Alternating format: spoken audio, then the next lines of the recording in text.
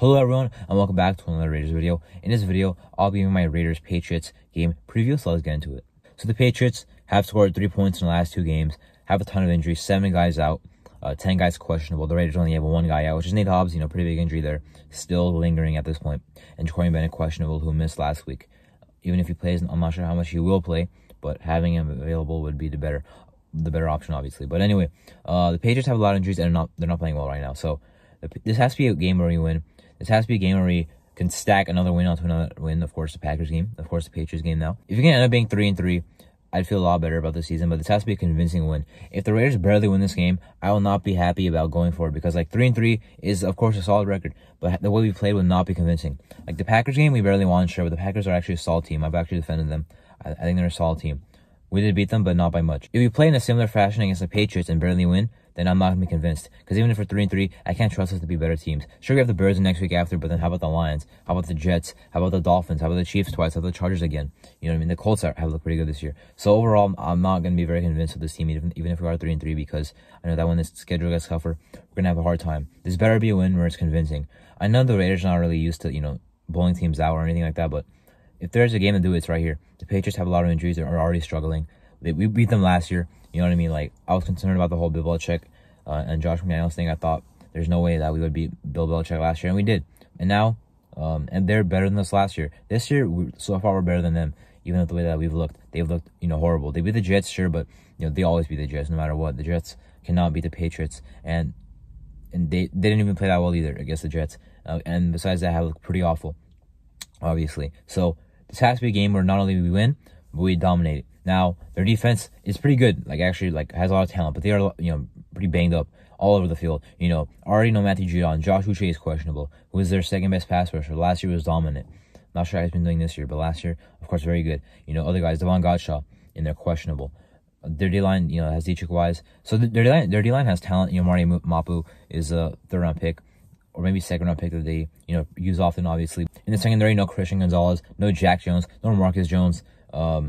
They have Jonathan Jones questionable, who just came back from an injury himself. Kyle Duggar is questionable, you know what I mean? So John Bentley, middle linebacker, is going to be playing. So they have a lot of pieces there, but a lot of them are injured, you know what I mean? Their defense is really good, but a lot of their guys are, injured. If a bulk of those guys don't play, then their defense will not be looking as good on paper, and I would be convinced we can move the ball on them.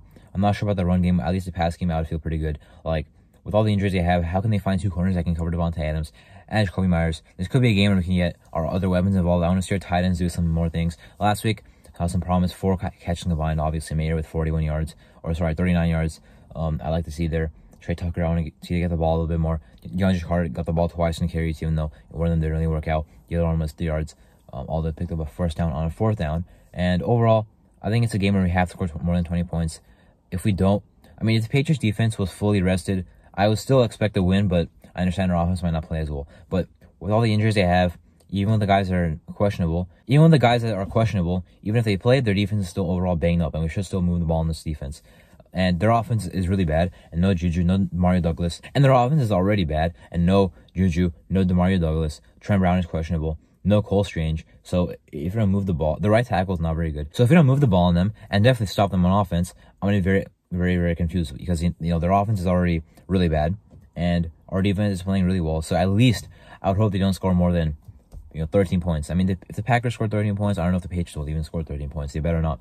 But our offense has to be the part that is convincing, because our defense last week showed they could win us a game. But how many times will that happen in this season? Probably not very much. The defense almost tried to carry us against the Chargers, and we still lost. So a team that's probably a tier above us. We still have to play a lot of those teams like the Chargers, including the Chargers one more time. So if we can't get it figured out on offense, we're not going to beat many teams. The Patriots, though, is a team we can beat, even if we're not playing our best. So this better be a win. If it's not, I'd feel pretty horrible. And even if it's a win that we don't play well in, then I'd also be concerned, because we'd be 3-3, sure, but not, playing well.